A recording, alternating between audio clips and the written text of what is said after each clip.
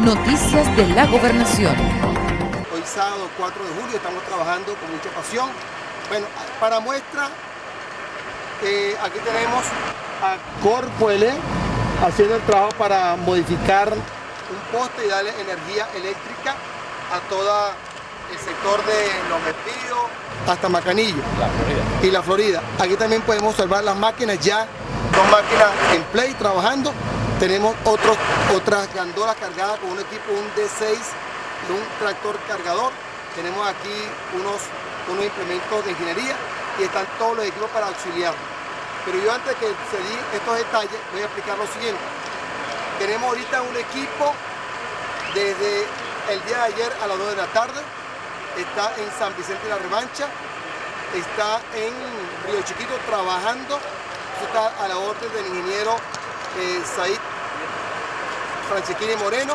Tenemos al presidente de Corpointa, en todo lo que tiene que ver hacia la Florida y otros elementos importantes. Quiero destacar, hemos beneficiado a la población 995 familias.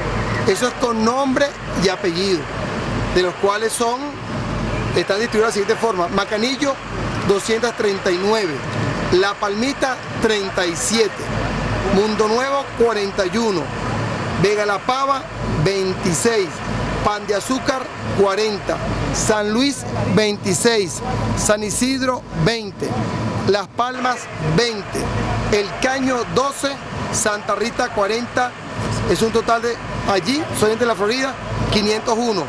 Cuando vamos a La Arenosa 64, Casadero 26, San Antonio 20, son 110.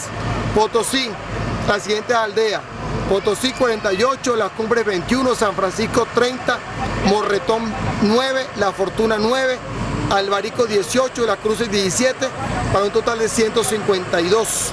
Y pues corresponde a la aldea de Macanillo 120, La Palmita 67, Mundo Nuevo 22, La Vega La Pava 23. En total 995 familias solucionado su problema de alimentación, gas, medicina.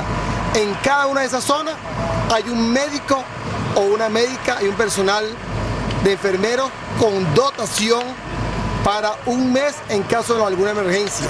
Los relevos son cada 8 días. Está Protección Civil, unos pelotones del Ejército, unos pelotones de la Guardia allí con sistema de comunicación. Nadie está incomunicado. Tenemos una situación por vía terrestre que lo estamos resolviendo. Noticias de la Gobernación.